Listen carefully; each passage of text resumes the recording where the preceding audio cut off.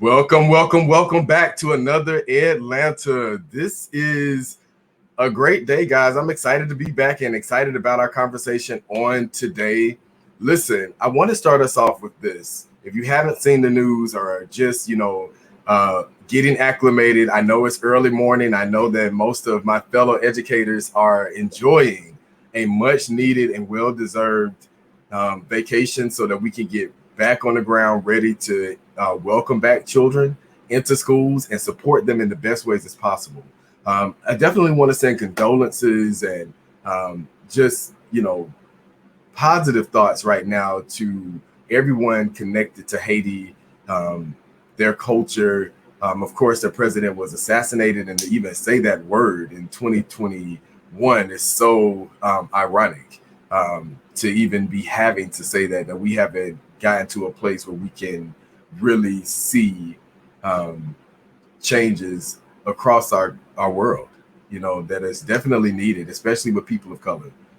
It's so past due. And so I'm really sending thoughts and prayers to Haiti, and definitely hoping that people of color in this world will really get the justice that is deserved, not just happening here in America, but it's happening everywhere to people of color. Also, for those of you who, like me, grew up in the 80s, 90s, you will remember this amazing actress, Suzanne Douglas, passed away on last evening at the age of 64 from the Parenthood, Crooklyn. Most recently was in the documentary on Netflix for the young man. It escapes my mind at this moment, but she was an amazing storyteller. I loved her art and definitely wanted to, acknowledge her life and the work. Right. And so I know that was a little bit heavy conversation, but if you are tuned in, please definitely share and like this conversation. I am super excited. We are entering into back to school. This is the season for back to school, guys. We should have really been talking about this during Juneteenth and getting the freedom that we need for parents and our students to be able to get the things that they need. And so with that, I am excited. We are 1 minute into the conversation. Please, again, like and share this out with everyone. And I am going to prepare to bring on our guest for today. Now, listen, guys, I am going to actually do something a little bit different. I want to challenge you guys to do this. If you are viewing and are able to, if you are on your laptop or iPad, please comment. Let us know how you're feeling about back to school. We definitely want to get as much feedback as possible. Because here's what I don't want to happen, and I'm seeing this in a lot of places, that we're going to go right back to what was happening before. And we have to remember that we weren't really providing for every child the best educational opportunities, and that has to be improved. And so as we think about back to school, let's be really intentional about that. Also, if you're watching and can connect other people to the conversation, very important. Without that being something that we forget to do, I want to go ahead and bring on our amazing guest for today. And as always, what I do with my guests, you know the drill for EdLanta. I would love for you to tell the people who you are, where you're from, and a little bit about the work that you do. And then we'll get right into the conversation. Awesome. Thank you so much, Jason. Good morning, everyone. My name is Colt Bloxson, just like a baby horse, but with a K. And I am the founding principal of Miles Ahead Charter School, a K through 3, eventually K-8 charter school, state commission charter school that will be opening in the South Cobb community next year. So I am, like you all, a mother, an educator, an administrator, super excited to be here with you, Jason, just talking about what this is going to take, this lift to get back to school and get back to school with some innovation to it too. Innovation is a big word. And here's the thing. When I was a district administrator in Atlanta Public Schools, I worked in the Office of Innovation. And I don't think that a lot of people really understand, well, what is innovation? A lot of people think that, innovation automatically equals charter school. And that is not correct. I always feel like our school districts don't do enough to really educate our stakeholders on not just school choice, but what is the difference between a traditional public school and a non-traditional public school, and how can we work better, right, to really ensure that all of the methods of learning, teaching and learning that we are offering are meeting the needs of all of our students. And so when you said innovation, I just wanted to give our audience a little bit more about what that actually means, and what are our thoughts around innovation. And so I'll let you tell us, what are your thoughts about innovation and what does this actually mean to you? Oh, I love this question. So for me, innovation means looking for and making sure that there are no gaps. And if there are gaps in anything, how do you fill it? And how are you going to fill it that's different from the norm? Right? We know when we say traditional school, you think of your day where you come into class, you have reading, you have math, you have recess, science, social studies, all of those things fit into a day. The question is, does that model for schools work for every single child? There's this saying that my better half has, and it says, everything isn't for everybody. And if everything isn't for everybody, how do we consciously say, here's a model, use it, make it work? Or do we say, here's another option in case this model doesn't work for you? And for me, that's what innovation is. It says, let's go a little bit different from the norm. Let's try this out. Let's see if it works. And if it does, success. Awesome. And so that's what we've been trying to do. And that's what I take innovation to be, is let's find a gap. Let's find a pathway that currently isn't there. Let's try it out and let's make it successful. So that way, people where that one size fits all model doesn't work have another option. They have another opportunity. I like that. And I want to go back to a comment that Dr. Pickett made. Innovation must be a concept that educators are trained to implement. How we provide differentiated learning is antiquated. And that is so true. And I appreciate this comment so much. And here's why, Cole. I'm looking at Atlanta Public Schools, but I also am looking at research that each one of the EdLanta Student Coalition members is doing in their district. And so when we meet weekly, these young people, even in the summertime, shout out to the EdLanta Student Coalition, who is still working in the summertime on their break. We had 2 recent graduates, and they're still working. They're still speaking on platforms. They're still raising concerns around what needs to happen. And I'm bringing this up because when we look at the data around special education, where Black and brown children are disproportionately represented, we forget a lot of times about ELL or ESOL learners. And it's very important around this conversation and this point that Dr. Pickett brought up around how we're doing differentiated learning. And what I want people to realize is that if you're in Georgia, or wherever you are located, our public school systems and districts have not been doing co-teaching collaborative models well for years, which is why we have a shortage of special education teachers. We're not talking about this. And we have a shortage of paraprofessionals. We also have a shortage of paraprofessionals because we're not paying them. So with those things being said, I wanted to definitely, highlight the need for innovation in our schools and the work around this. Now, Cole, I want to ask you this. Of course, with the debate around, well, can innovation only happen in charter schools? And, my mindset, and I'm not going to tell you my thoughts right now because I want to hear from you.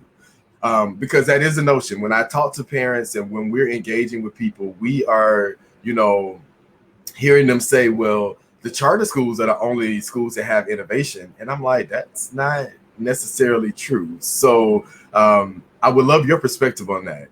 Can innovation happen in traditional public schools? I love it. I love the questions. So for me, no, it doesn't have to. Innovation can happen at any school, right? You've got to be fluid. You've got to respond to the needs of your community. When we say traditional, we say it meaning that, we think of that rows and seats kind of idea of schools, but think of the innovation that has already happened in traditional public schools. That's there. They're being STEM accredited. Things are happening. What you find yourself kind of bumping your heads against is traditional red tape, is kind of the time it takes for that turnover versus just if a school like Miles Ahead were to open, then innovation seems fresh, it seems new. So all schools have to respond to the needs of their students and their communities, and should be, right? Schools are there in service of their students and serve their communities. So if they find that there are gaps, they have to fill them. I think, though, it takes an innovative spirit and a person who wants to do that work at the leadership level and the work with their parents and their students to say, what should this be looking like? How can we meet your needs in order to make true innovation happen?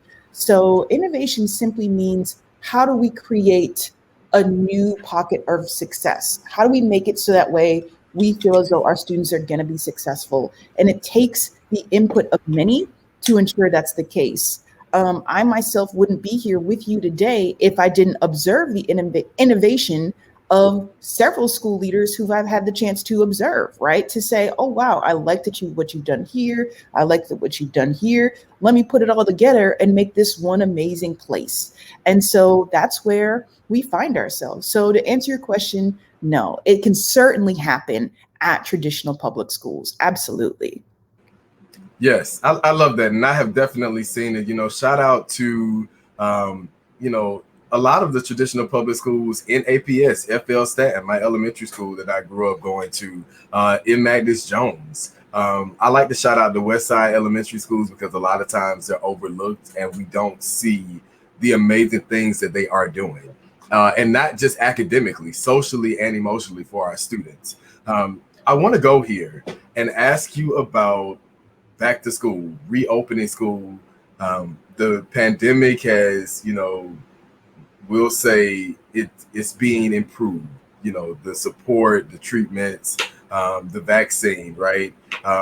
Access is still an issue for people who are outside of metro areas. And so here's my question. A lot of people, again, are not looking at it because they're looking at their community and immediate surroundings. But when people start going back to work and people who live in other areas outside of where you are, who may not have had access, people forget that. Access is a major thing. People who don't have access may not have the vaccine. And so they've been around their grandchildren. People are still sick. People are still battling this. But it's not being heavily talked about because now the push is, let's get everybody back to a norm before this happened. Question to you is, how are your stakeholders feeling about reopening schools? Are there any concerns? And what are some of the things that you all are doing to prepare for that? So I'm going to wear two hats for this answer. First, the mom hat, and then the educator hat. So the mother in me obviously just wants it to be safe for my child and safe for every child to go back to school. If that means he has to wear a mask, he is going to wear a mask. If that means he has to stay at home, then he'll stay at home. We can't do this thinking of ourselves individually. We have to do this for the collective. And I'm super excited that you actually brought up rural communities, because as an urban district, we have to make sure that our rural neighbors are feeling safe and are being safe too, that there's equity in accessibility to treatment, to vaccines, to whatever it is that individuals need. Remember that COVID doesn't just come and leave your body. There are long haulers who suffer. And to your point, there are people who are still dealing with this. And so we have to make sure that families are getting a whole family treatment. We have to make sure that they feel comfortable, healthy, and they can take care of themselves, their bodies and their minds before anything.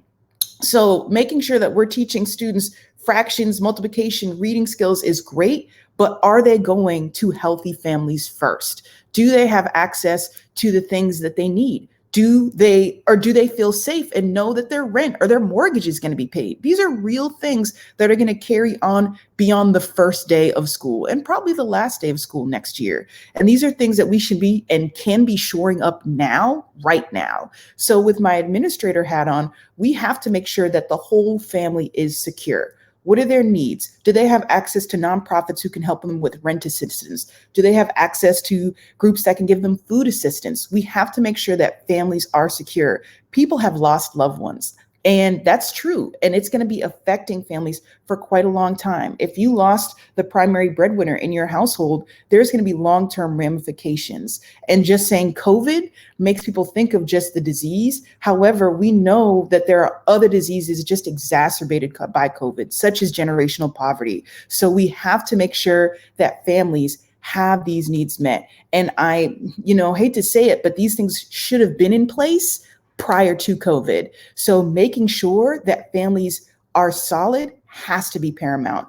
And the beautiful thing about schools is that they can serve as an intermediary between their partners, between their families, and make sure that there is a direct need and a direct service of support. So for us, that's going to be triaging as students come through the door. Have you eaten today? Has everybody in your house okay? Are you supported socially and emotionally? That has to be the case. And as they leave to go back home, making sure that those same questions are answered. And if they're not, giving them that need and giving them that support, or connecting them to those who can. Okay, I love that. Now listen, I can only speak from the comments. I think that people are really into that, and that's good information, because here's the reality. I have seen more people. I don't want to, start calling colors, because that's how we identify people, as an intelligent, country and nation. We identify people by color. Still crazy to me, right? But I did see a lot of people on social media having a lot to say about, Bill Cosby and, our track star. It was a lot that people were saying, but there were not a lot of people who were actually talking about how can we protect the very children in our own backyards, in our own communities, and the concerns around that. And so, adults, let me say this to everyone who is watching. Our behavior is very important. I hear a lot of people complain about, Generation Z, and the young people are doing this, and crime is up because of the young people.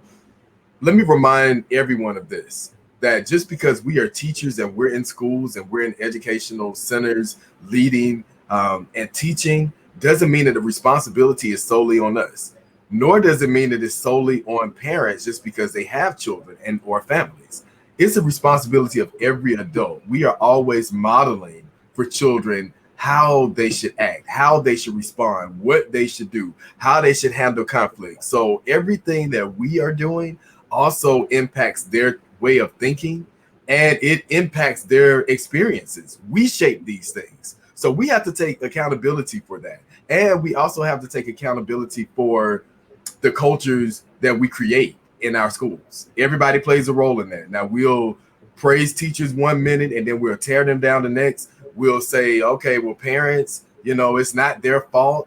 But then we'll say parents not doing enough.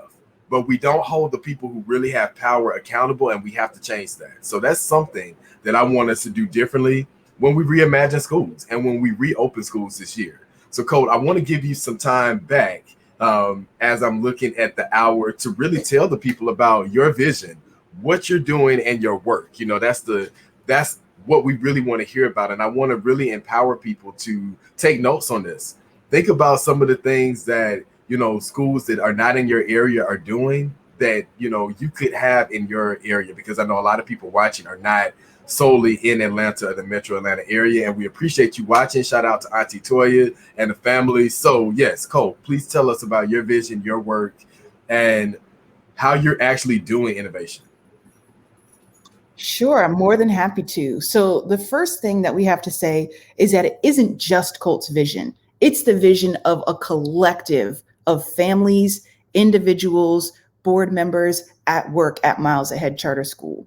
And Miles Ahead Charter School was birthed from the need to provide another option for families who live along what we call that Veterans Memorial Corridor. So which stretches from Atlanta all the way through South Cobb, right? Where you have families who may start in Atlanta, but end up in Austell, or who start in Austell and may find themselves in Mableton. And the fact that with those families, we know that that high mobility can affect the way that children receive education.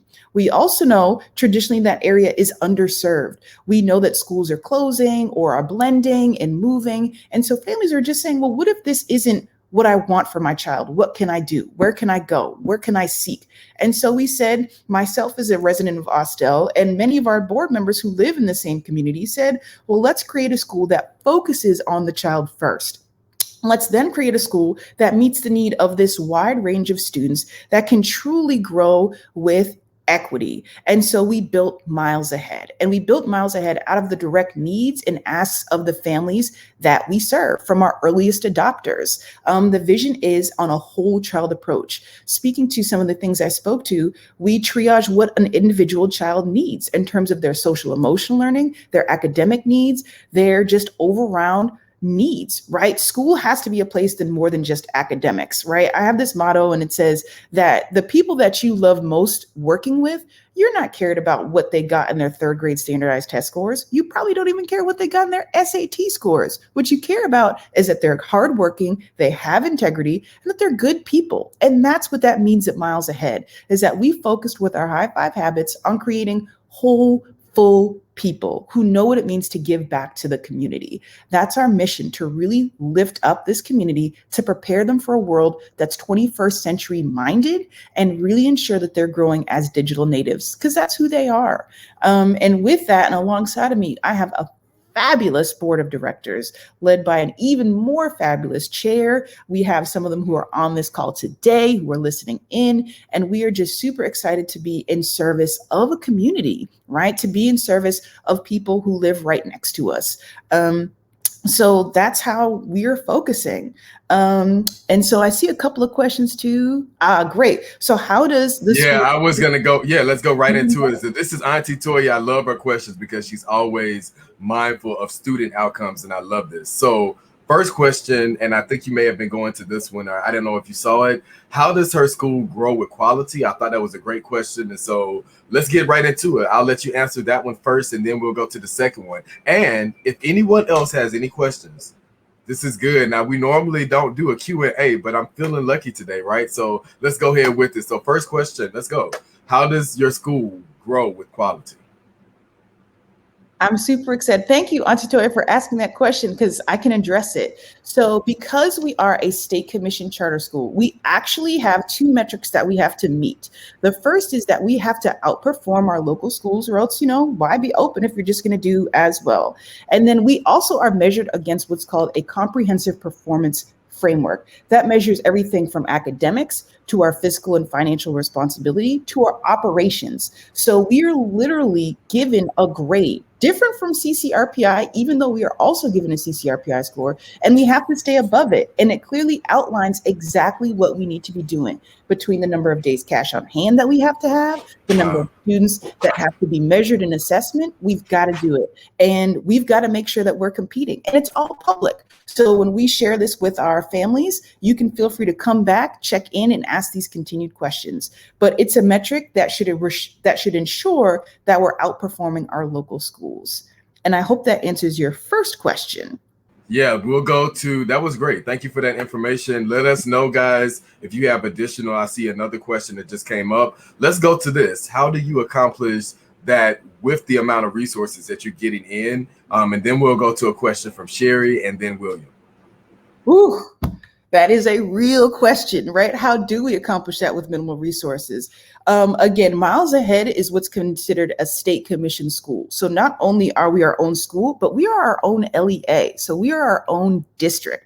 That means that we do everything that a big district, Cobb County, Atlanta Public Schools, does with just our leadership team and our board. And that's real. So when it comes to getting a bus, when that comes to paying for our lights and paying for our building, it's all from state generated revenue. We do not receive any local tax dollars. It's all state generated. So in addition to that, we also have to fundraise very aggressively. So if you want to just pop into the Miles Ahead page and donate $5 or $10, it goes directly to our students. One of the things that we have to have is that transparency with our dollars. And so we are super excited to say, because we have a very small administrative staff, a large percent of our dollars goes directly to our students. We don't have that overhead that you typically would have in a more traditional school. So when you donate, our students get it directly, which we are so proud of. But to be honest, we have to get grants. We have to get fundraising. We have to do that in order to offset some of those operational costs. Powerful. Let me say this. It's difficult. It's not easy. I was a part of Ivy Prep, which is the state of Georgia's first charter commission school for girls, and we serve Black and brown girls. And so I had the opportunity to serve as a board member for Ivy Prep and the chair of Ivy, and this a lot. You are responsible. A lot of people don't understand that when you have a charter school inside of the school district, that they do get some support, and that is very difficult, very, very difficult. When we hear LEA, a lot of people don't understand what that is. Now, if you have an exceptional learner, you know what LEA is because we talk about that a lot. And so it's very difficult, having to raise the funds, building the resources for what's needed. So shout out to board chairs, because when that school leader calls you and says, listen, I need $10,000, and you're like when? Like today? You have to get that done. So definitely glad that you highlighted that work. Let's go to Sherry's question around literacy and how has your focus on literacy changed during the pandemic? And then we'll go to William's question.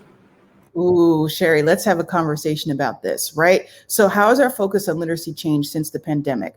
So we know we're going to have to shift thinking.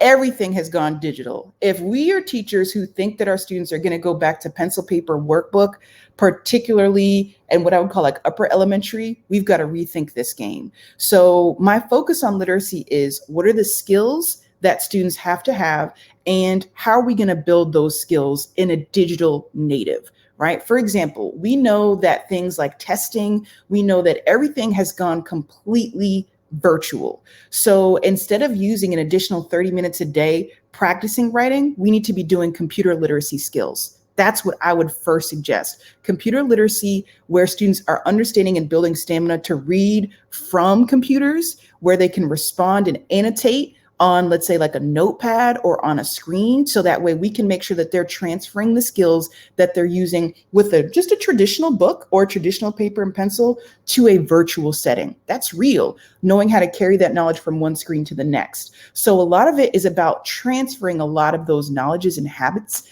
for our students, right? My own baby, he's going to be a rising third grader. So I think a lot of times I'm like, okay, sight words in a dictionary. I'm like, is this something that I really want you to master, or would I rather master or have you master navigating a web page and understanding what it means to be a critical understander of information? So those are the questions that me and a team of educators is going to be confronting, because that's real stuff. I love that. And thank you guys for all of these comments and the questions. It's wow, powerful conversation. And we said this, right? If you saw us tweeting about this, we were really in about this conversation. I want to get in a couple of more questions. We are at the time for an hour. Let's see if we can go to Auntie Toya wanted to ask this. Does your board reflect the students that you serve? And I feel like this is very important. Go ahead. Absolutely. Yes, okay. Yes, and yes. Not only will the board do that, but our teaching staff, our administrator staff should be doing that. Right? We have to be able to represent the students who we serve. So absolutely. Yes, definitely want to also say that we have to be mindful of the people that we put in place to lead our schools, especially what we're seeing in the Metro Atlanta area. A lot of our school boards, including Atlanta, need change. And because we don't have the right people, here's the dynamic. We're going to go over time, just about 2 minutes. A lot of the research that the EdLanta Student Coalition and I did over this last year was around engagement. And we don't have enough people who are engaged in school board elections. We have been trained in a sense to, we're going to vote for what looks good.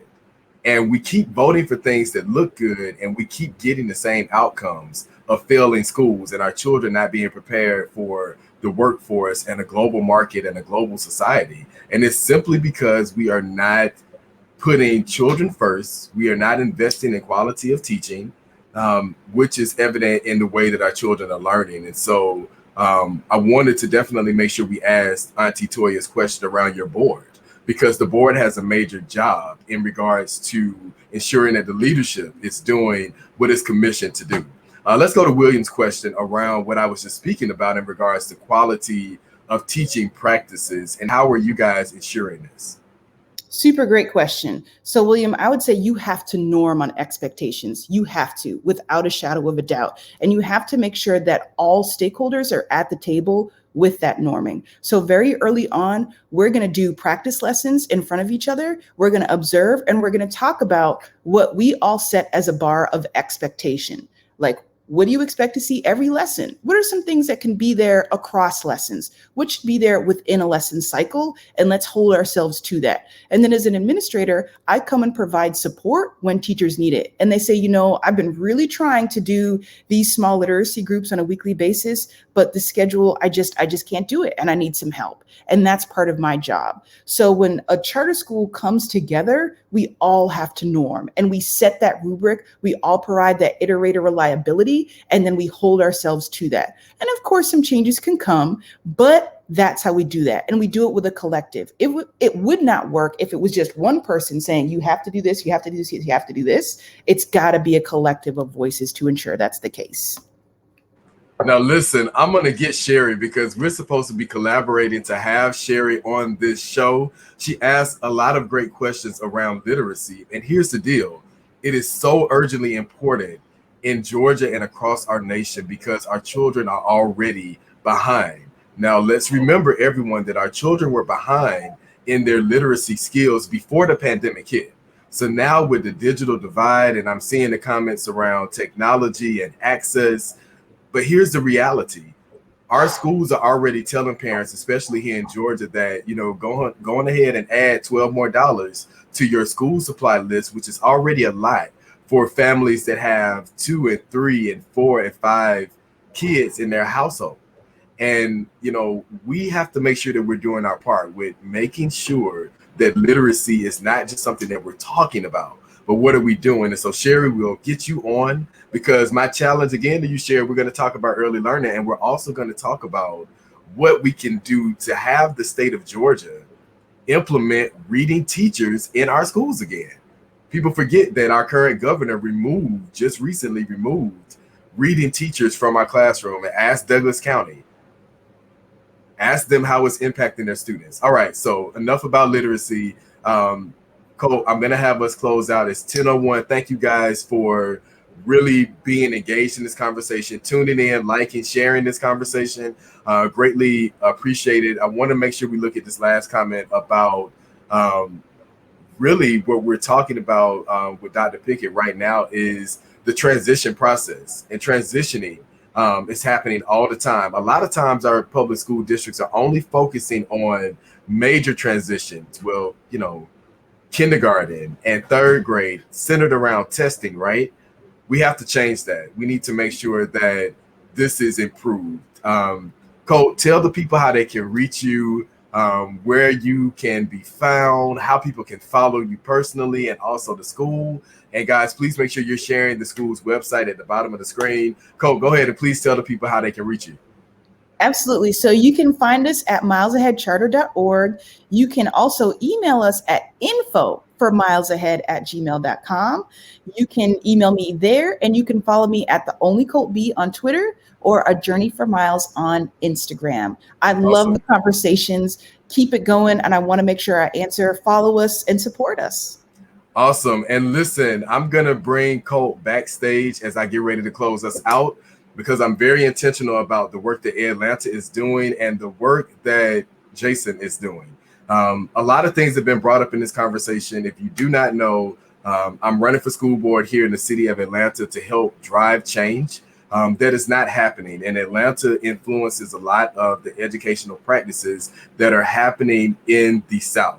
So this is not just something that is for the students and children of Atlanta, but this is something for us to really, you know, make change throughout the South, and especially in areas that are not getting the support that they need. So please check out Allen for School Board. Transition is something that we closed out on. And that's one of the things that I'm running on. We have to improve transitions for our children and our families going through public schools and giving them the resources they need. So I definitely want to make sure that you guys tune in to that work. Again, thank you for continuing to support EdLanta. Do not forget to tune in to our next conversation, which will be on Friday. And we will see you guys again at that time. So thank you guys for tuning in. Please make sure you check out Miles Academy. Thank you for your support. And I look forward to seeing you guys at the next conversation. Peace and love, everyone.